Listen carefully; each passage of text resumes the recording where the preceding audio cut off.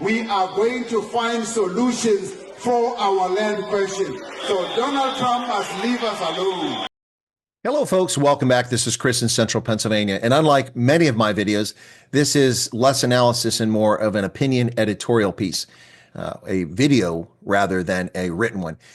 I have to say that I'm very disappointed in politicians in South Africa, particularly in political parties and civic organizations as well, and of course, the legacy media. Instead of self-reflection and looking at why what is happening, they are striking back and blaming Donald Trump for what's happening. Or, we see politicians openly in the ANC and others blaming AfriForum, a civil rights group, for Donald Trump announcing the suspension of all future aid to South Africa. Welcome back once again. This is Chris Report, and he assured me that since I'm down in Boulders, folks, this is Chris Wyatt reporting from South Africa.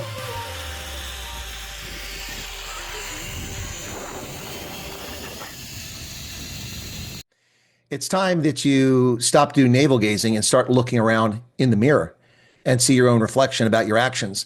I've said repeatedly that these things were coming down the pike. It's just a matter of time. Blaming AfriForum for the actions of the African National Congress with its racist BEE laws, with its expropriation without compensation, for the Basic Education Laws Amendment Act, for 3% corporate tax, and for the national health insurance, which is coming down the pike, is idiotic. And the fact that we're seeing political parties line up on one side and blame Trump. Donald Trump is not responsible for this. You, South Africa, are responsible for this. Also, you're not entitled to $500 million of our tax money every year to take care of your citizens. That is your responsibility. We played no role in it. We developed the antiretrovirals. We developed the policies, procedures, mechanisms to make this possible to help people survive with horrible things like HIV and AIDS-related illnesses. It's on you. You ignored the crisis. Thabo Mbeki denied its reality. He refused to allow nevirapine to get to expectant mothers.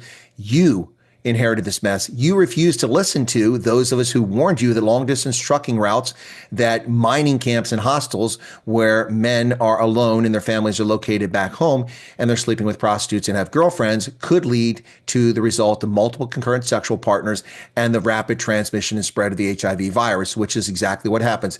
But you chose, Thabo Mbeki and others, to call us racist and make ludicrous comments that we said something about the sexual behavior of black men. No, not the case. You made up the fantasy. You misled South Africans, and now you have the world's largest HIV population. You've had 22 years to address your shortfalls and fully fund your programs to fight HIV. George Walker Bush's president's emergency program for AIDS relief was supposed to be an emergency program, not an enduring program to last into perpetuity. USAID is going away. Most U.S. foreign assistance will disappear because the United States has no money. We are $2 trillion in deficit last year in the budget. It is unsustainable. The mountain of debt that's been piled onto my backs, our children's backs, our grandchildren's backs is unsustainable, and we must get control of our house, which is what Donald Trump is trying to do. South Africa should look in the mirror. Stephen Groots from the Daily Maverick, the DA, civil rights groups, and especially the ANC need to self-reflect and look at your creation of this situation. And this is all a discussion about EWC. But EWC is not the reason that Trump is suspending aid. America's house is not in order. That's why he's suspending it. The reason why South Africa was singled out, and you will get no future aid, is because the proximate cause, of course, is the final nail in the coffin. So Cyril Ramaphosa said in the press that he was very much caught off guard and surprised by Donald Trump's suspension of all future foreign aid. It caught him by surprise because they had just talked. Well, Cyril Ramaphosa, you signed the expropriation without compensation bill without informing your government and national unity partners. They're coalition partners. We heard from John Stamos in his press conference that he found out through social media. And we heard from Gate McKenzie of the Patriotic Alliance. He found out through the media. Why didn't you contact your partners to warn them about this very contentious bill that you were signing into law, which is very unpopular in South Africa, at least with those who actually read it and understand it? You have no basis whatsoever to be upset with Donald Trump not telling you, because in fact, you were duplicitous. You had a telephone call with him in which you purportedly claimed to have congratulated him on his presidency, this after insulting him repeatedly, telling him, leave South Africa alone. Well, that's exactly what he's doing. And we've been saying, for this issue of the land, this issue that Donald Trump fears so much, we offer this question of the land. I don't know what Donald Trump has to do with South African land, because he's never been here. And he must keep his America. We will keep our South Africa. And he felt no obligation to tell you about this because he probably wasn't planning on doing it until you, in that phone call, having already signed the expropriation without compensation bill purportedly on December 20th, and then signed it to great fanfare for the cameras on January 23rd, having already made it the law almost a month prior, even before Trump became president, failed to tell Trump in that conversation that, oh, by the way, I've signed this bill and it's now law. So you blindsided Donald Trump. You know what? Find out. You're going to treat Trump like a chump, and you're living the consequences of it now. So you've been singled out. That's why. It wasn't because of EWC. It was because of the duplicitous conduct of Cyril Ramaphosa.